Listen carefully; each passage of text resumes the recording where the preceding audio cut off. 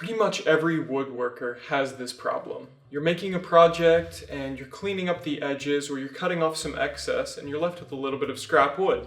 So what do? You don't want to throw it away, so you put it in a bin and tell yourself you're going to use it for a project later. And then you make another project and you have more scrap wood and it goes in the bin, and you keep adding and adding and adding to the bin until finally there's no more room in the bin.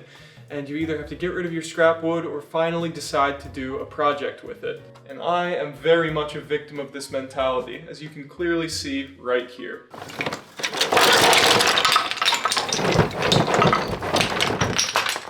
So I finally made the decision that it's time to stop collecting and start using up all of this scrap wood. Now, I've had this idea for a long time, but I was finally able to prove to myself that it would be possible after the recent bowl project, using a piece of wood that I found from the woods, fixing it up with epoxy, and sort of solidifying the entire thing as a nice bowl.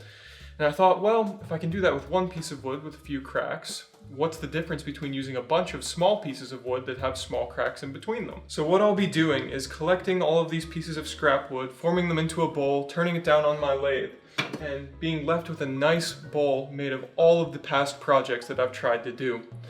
And because the goal is to get rid of all this scrap wood and not hold on to it, one of you viewers is actually going to be going home with this project. And if you're interested in owning a piece of Nathan's Workshop history and a nice bowl to boot, stay tuned to the end of the video and I'll tell you exactly how you can enter to win this bowl.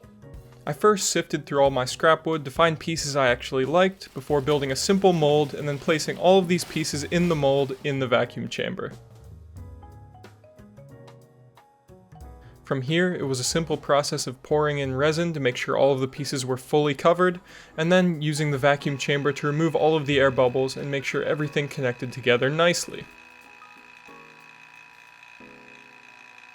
I then used my handsaw to cut off any of the excess bits before running it through my planer to make sure it was perfectly flat and ready to be mounted on the lathe. So the process of turning this piece down on the lathe was actually a little bit different than normal, and that's because resin is much harder than wood. So if I tried to carve through the resin the same way you would carve through wood, it would just be a very unpleasant experience. Some of the tricks I was able to use to make turning a bit easier was to raise the tool rest up a little bit above center, even though I usually carve with it at center or just a little bit below, to make a smaller angle of attack with the chisel.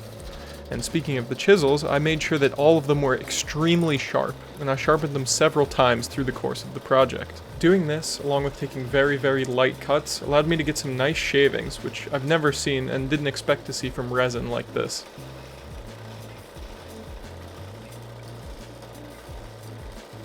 For the bowl design itself, I wanted to have it be a little bit more angular and modern looking, considering that it was a very non-traditional piece.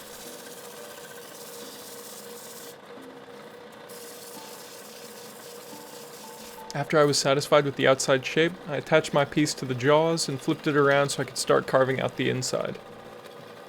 Now once again, this was a slow process, just because I had to be very careful with my cuts and make sure my tools stayed nice and sharp throughout the process, but I was able to finish with a very, very nice shape in the bowl.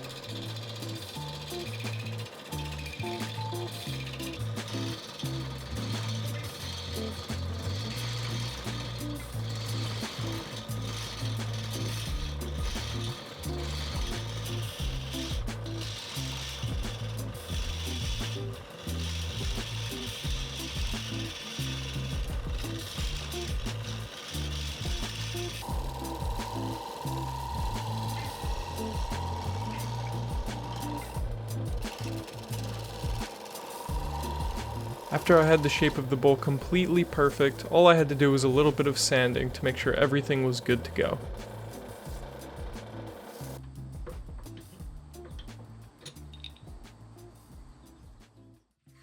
Well, the bowl is just about finished, and I am happy with how it turned out. So at this point in time, while I start to put the tung oil on the bowl and get it completely finished, let me tell you all how you can actually win this bowl. To actually win it, there's really only one step you have to do to enter.